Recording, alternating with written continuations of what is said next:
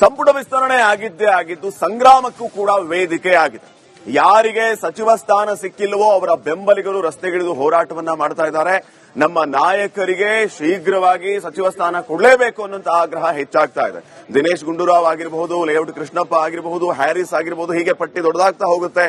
ನೀವು ಸಚಿವ ಸ್ಥಾನ ಕೊಡಲಿಲ್ಲ ಅಂತಂದ್ರೆ ಅನಿವಾರ್ಯವಾಗಿ ರಾಜೀನಾಮೆ ಕೊಡಬೇಕಾಗತ್ತೆ ಅನ್ನುವಂತಹ ಮಾತನ್ನ ಕೂಡ ಹೇಳ್ತಾ ಇದ್ದಾರೆ.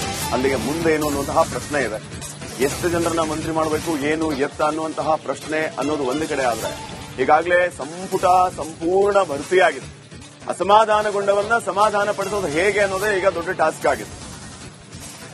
ಕೆಪಿಸಿಸಿ ಕಚೇರಿ ಮುಂದೆ ಬೆಂಬಲಿಗರು ಹೋರಾಟ ಮಾಡ್ತಾ ಇದ್ದಾರೆ, ಪ್ರತಿಭಟನೆಯನ್ನ ಮಾಡ್ತಾ ಇದ್ದಾರೆ, ಆಕ್ರೋಶವನ್ನ ವ್ಯಕ್ತಪಡಿಸ್ತಾ ಇದ್ದಾರೆ, ಹೈಕಮಾಂಡ್ ವಿರುದ್ಧ ಘೋಷಣೆ ಕೂಗ್ತಾ ಇದ್ದಾರೆ.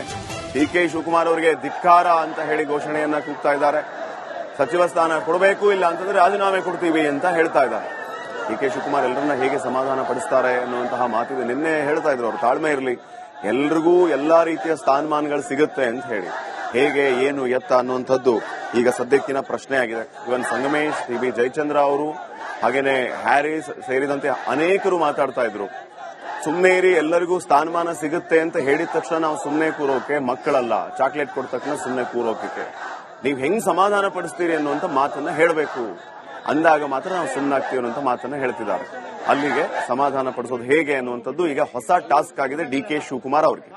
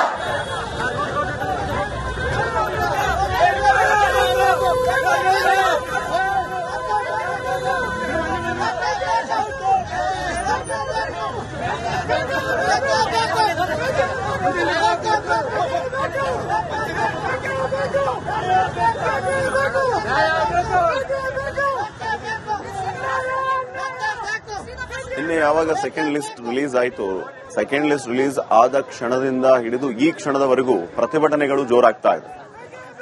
ಕೃಷ್ಣಪ್ಪ ಅವರ ಬೆಂಬಲಿಗರು, ಹ್ಯಾರಿಸ್ ಅವರ ಬೆಂಬಲಿಗರು, ದಿನೇಶ್ ಗುಂಡೂರಾವ್ ಬೆಂಬಲಿಗರು ರಸ್ತೆಗಿಳಿದು ಕೆಪಿಸಿಸಿ ಕಚೇರಿಯ ಮುಂದೆ ಹೋರಾಟವನ್ನ ಮಾಡ್ತಾ ಇದ್ದಾರೆ. ತಮ್ಮ ಹೈಕಮಾಂಡ್ ವಿರುದ್ಧ ಆಕ್ರೋಶವನ್ನ ವ್ಯಕ್ತಪಡಿಸ್ತಾ ಇದ್ದಾರೆ. ಸೀನಿಯರ್ ಲೀಡರ್ಸ್ 3-4 ಸಾರಿ ಗೆದ್ದಂತವರು, ಪಕ್ಷ ನಿಷ್ಠರಿಗೆ ನೀವು ಸ್ಥಾನಮಾನ ಕೊಡ್ಲಿಲ್ಲ ಅಂತಂದ್ರೆ ಎಂತವ್ರಿಗೆ ಕೊಡ್ತೀರಿ ಅನ್ನುವಂತಹ ಪ್ರಶ್ನೆ. ಪಕ್ಷದ ವಿರುದ್ಧ ಕೆಲಸ ಮಾಡಿದವರಿಗೆ ನೀವು ಸ್ಥಾನಮಾನ ಕೊಟ್ರಿ, ಪಕ್ಷ ವಿರೋಧಿ ಚಟುವಟಿಕೆಯಲ್ಲಿ ಭಾಗಿಯಾದವರಿಗೆ ನೀವು ಸ್ಥಾನಮಾನ ಕೊಟ್ರಿ, ನಾಳೆನೋ ನಾಡಿದ್ದೋ ಬೇರೆ ಪಾರ್ಟಿಗೆ ಹೋಗುವಂತವರಿಗೆ ಕರೆದು ಮಿನಿಸ್ಟರ್ ಮಾಡ್ತಾ ಇದ್ದೀರಿ. ಇದು ಯಾವ ಲೆಕ್ಕಾಚಾರ ಅನ್ನುವಂತಹ ಪ್ರಶ್ನೆಯನ್ನ ಈಗ ಬೆಂಬಲಿಗರು ಮಾಡ್ತಾ ಇದ್ದಾರೆ. ನಾಯಕರುಗಳು ಕೂಡ ಅಸಮಾಧಾನಗೊಂಡು ತಮ್ಮ ನಾಯಕರ ವಿರುದ್ಧ ಬೇಸರದ ಮಾತುಗಳನ್ನ ಆಡ್ತಾ ಇದ್ದಾರೆ. ಇದು ಯಾವ ಮಾನದಂಡದ ಮೇಲೆ ನೀವು ಸೆಕೆಂಡ್ ಲಿಸ್ಟ್ ಅನ್ನು ರಿಲೀಸ್ ಮಾಡಿದ್ರಿ ಅನ್ನುವಂತಹ ಪ್ರಶ್ನೆ. ಜೊತೆಗೆ ಹೆಸರನ್ನ ಡಿಲೀಟ್ ಮಾಡೋದು, ಹೊಸ ಹೆಸರನ್ನ ಸೇರಿಸೋದು, ಅಂತಿಮ ಕ್ಷಣದಲ್ಲಿ ಬದಲಾವಣೆ ಮಾಡೋದು, ಸಂಪೂರ್ಣ ಗೊಂದಲದ ಗೂಡಾಯಿತು ಕ್ಯಾಬಿನೆಟ್ ವಿಸ್ತರಣೆ. 2 ತಿಂಗಳವರೆಗೂ ಕಾದು ಈ ಸುಖಕ್ಕ ನೀವು ಕ್ಯಾಬಿನೆಟ್ ಅನ್ನ ಎಕ್ಸ್ಟೆಂಡ್ ಮಾಡಿದ್ದು ಅನ್ನುವಂತಹ ಪ್ರಶ್ನೆಯನ್ನ ಕೂಡ ಈಗ ಮಾಡ್ತಾ ಇದ್ದಾರೆ. ಸಾಮಾಜಿಕ ನ್ಯಾಯ ಅನ್ನುವಂತಿದೆ, ಅದು ಇಲ್ಲಿ ರಿಫ್ಲೆಕ್ಟ್ ಆಗ್ತಾ ಇಲ್ಲ. ಬದ್ಧರಾಗಿ ಕೆಲಸ ಮಾಡಿದಂತವರಿಗೆ, ಪಕ್ಷನಿಷ್ಠರಾಗಿ ಕೆಲಸ ಮಾಡಿದಂತವರಿಗೆ, ಯಾವುದೇ ರೀತಿಯ ಪ್ರತಿಫಲಾಪೇಕ್ಷೆ ಇಲ್ಲದೆ ಕೆಲಸ ಮಾಡಿದಂತವರಿಗೆ ನೀವು ಗುರುತಿಸ್ತೀರಿ ಅಂತಂದ್ರೆ ಗುರುತಿಸುವಂತ ಕೆಲಸ ಆಗಲಿಲ್ಲ. ಹಾಗಿದ್ರೆ ಪ್ರಬಲರು ಅಂದ್ರೆ ಯಾರು? ದುಡ್ಡು ಕೊಡೋರ, ಮನೆಯಲ್ಲಿ ಮಕ್ಕಳು MLA ಆಗಿರೋರ, MP ಆಗಿರೋರ, ಅಂತವ್ರಿಗೆ ಮಾತ್ರ ಮಿನಿಸ್ಟರ್ ಸೀಟಾ ಅನ್ನುವಂತ ಪ್ರಶ್ನೆಯನ್ನ ಈಗ ಅಸಮಾಧಾನಿತರು ಮಾಡ್ತಾ ಇದ್ದಾರೆ.